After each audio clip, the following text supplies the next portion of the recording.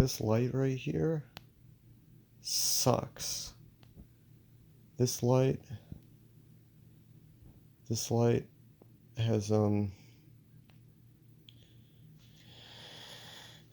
this light is supposed to have been fixed a long time ago. It broke. This light broke earlier last year. It doesn't work. And so I have to use a lamp as a light source instead of a regular light. And sometimes it's annoying when I want more light in here when I'm trying to do something. So what I'm thinking of doing is stringing Christmas lights up around the paneling in my room, which I think will provide a decent enough alternative to what I currently have, but until then, this is what I'm working with.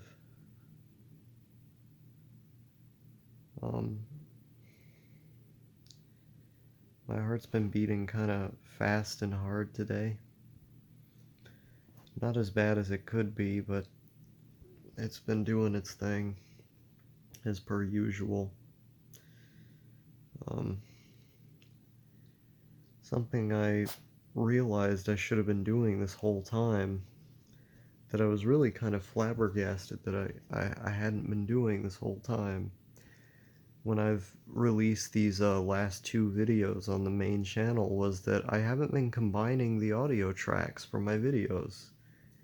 This entire time that I've been using this phone to record videos, I have not been combining the audio tracks, because for some ungodly reason this phone records two separate tracks, one in the left ear and then one in the right ear. And in order to hear the full breadth of what's being recorded, you have to have the ability to hear in both ears. The problem with that is not only does it sound bad audio-wise, if one of your ears is broken in your headphones, you're not going to be able to hear the video correctly. And the fact that I hadn't addressed this in all this time is fucking insane to me, because I only just now noticed it looking at the audio tracks and listening to them in my headphones, because whenever I heard them in my headphones as opposed to just on a speaker, I always thought the audio, or I didn't always think this, but I noticed that the audio sounded worse, and maybe I'm just more perceptive to these things now. I don't know how I was that oblivious. How did I not notice that? That's like literally cognitively impaired retard level of misunderstanding you have to be on to not notice something like that for this long, you know? So I found the way I figured out how to fix this problem was in Sony Vegas. If you right click a clip, there's a thing that says channels, and it'll have you can isolate the audio to the left or right channel, or you can combine it to evenly distribute the audio to both ears, to where it's even, to where it sounds correct. And I'm doing that with every clip that I record now, but I wasn't doing that before. And I think when I take like more of these Secret Star videos, and if I take these Secret Star videos and put them on the main channel, I think that'll be something good to have in post now that I've just figured that out, because I can download the clips from YouTube and then fix them in editing for the audio and then put them there. But I don't really know which clips I would want to put on the main channel, because for one, I would have to significantly edit them. Like the stuff I put here is literally just so I remember things. There's really no point in it being watched. That's never been the point of this channel. but people somehow found the channel. I don't know how people keep finding it. Um, uh, but yeah, like, so if I take a bunch of the Secret Star videos and then compile them into one big video, perhaps with other clips or something, and edit them down into something that's more watchable, I would definitely have to fix the audio in them. That's something I'm gonna have to remember. I mean, now I can just recognize it just from looking at the audio file. I know what it looks like when the tracks are separated, so that's good. Um, let's see what else. What else? It is 2:57 a.m. on June. What is it? June 19th. Friday, June 19th. I've been incredibly depressed today. Not really different from my mood any other day. I'm incredibly depressed every day, so I mean it's not really a significant thing to report, but yeah. Uh, let's see.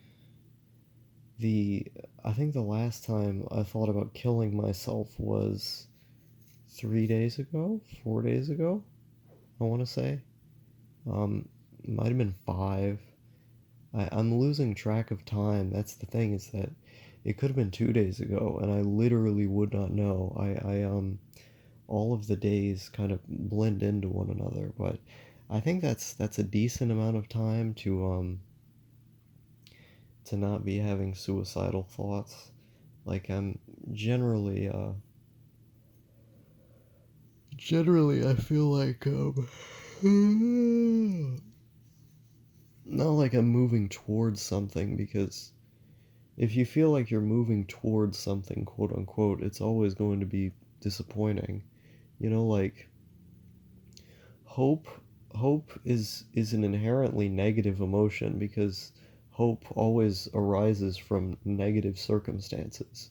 You know, like you feel so bad that you need to feel like you're getting to something better. And so there's no reason to have hope without a negative feeling being there. And I've found that when I'm sort of longing for hope, or when I'm longing for things to be different, that tends to be the moments where I think about suicide the most. Um, it's only when I kind of take a step back and I start thinking of things in terms of like, what if nothing changed? You know, what if what if everything was the same for all of the rest of time? What would I look forward to then? Well, obviously, nothing can stay exactly the same, but it's a little bit naive to be opining for a future that doesn't exist, or that you have, no ability to properly conceive of. Um, I think it's better to hope for realistic things, or again, to not hope for them, but to recognize that they're going to come into being. Like if I'm really if I'm if I'm really into, I don't know, traveling or something, I want to go to all of the places. It isn't as if I'm going to put my entire self-worth and ability to be alive on when I'll get to travel, because if I did that, the experience would just end up being disappointing, because I would be placing so much worth on it. It's more like, I feel terrible now, and I'm probably going to feel terrible for the rest of my life. But that's not so bad, because at least I can perceive that. At least that's something that I understand to be the case. And I think, once you surrender to that, and once you recognize that, like, there are things that you can do that you do enjoy, um, you're just gonna focus on those things.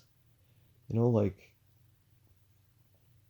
I keep trying to say that life is like neutral, that life is just this neutral thing, that you get out of it what you put in and whatnot. I'm starting to realize, like, the only reason I'm able to say that is because I've just accepted that I'm going to be depressed.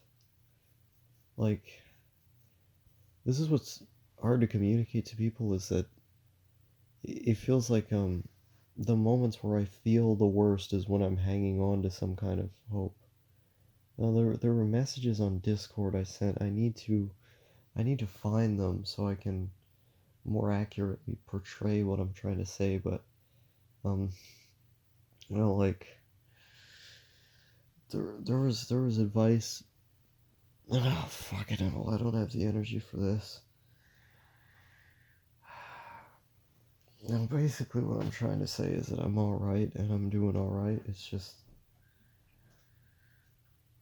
it's, I don't understand what the big deal is. People, people put too much emphasis on being depressed. When you're depressed for so long, like when you're depressed for your entire life, it's really not that big of a deal. I just consume media. Like, as long as I can be relatively left alone and I can consume media, yeah, I'm depressed, but like I can deal with it. It's just a matter of trying to deal with it, trying to manage pain like I said in my video in January. Um right at the beginning of the year. Um like it may sound like I'm doing really bad all the time, but I'm really all right. And I always am. I'm always all right.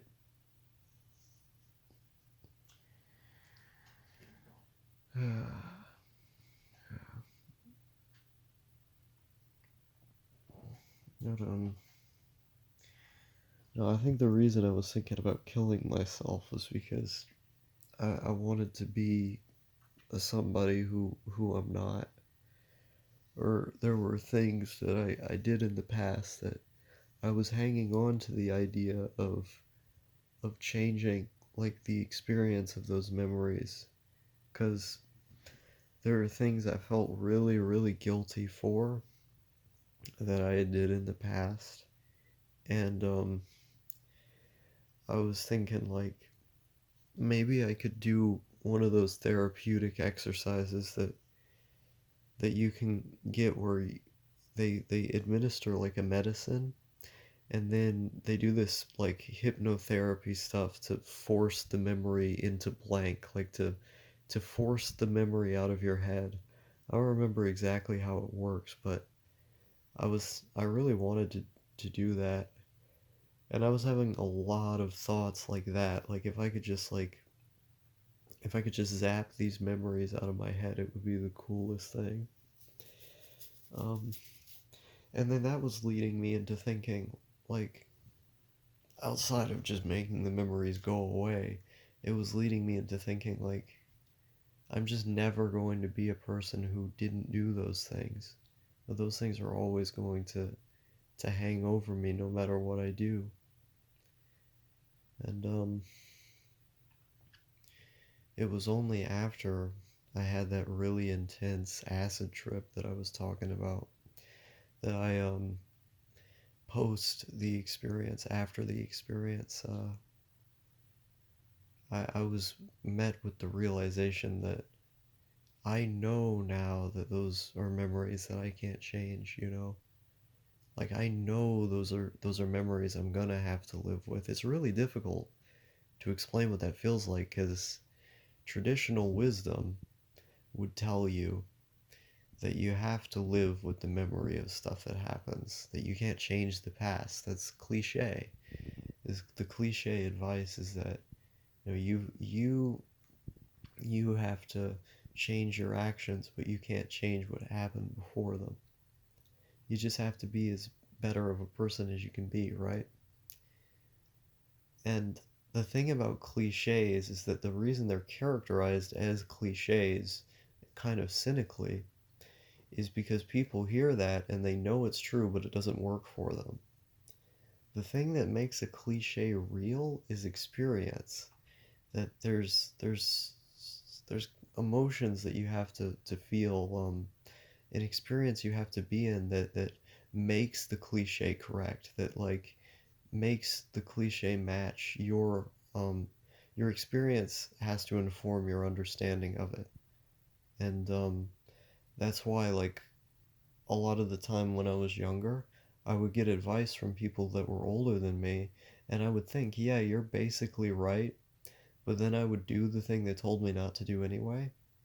And then after I did it, I thought, yeah, you're definitely right. You are definitely right.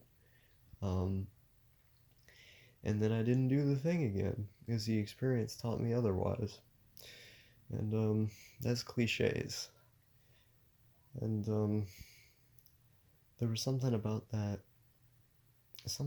experience that was so profoundly intense that made me think you just can't get rid of these memories, can you? Um, and so I'm always going to be stuck with them. And I hope I can get to a point where I don't feel guilty anymore, but we're not there yet. Um, but it's just my cross to bear. It's something I have to deal with. So basically, what I'm saying here is there's a brain. The brain's really complicated.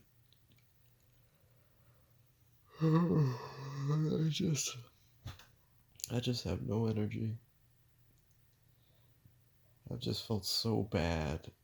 Um, really, it's been the last several weeks. It's been a really, really hard couple of weeks, and I don't even know why. I don't even know why.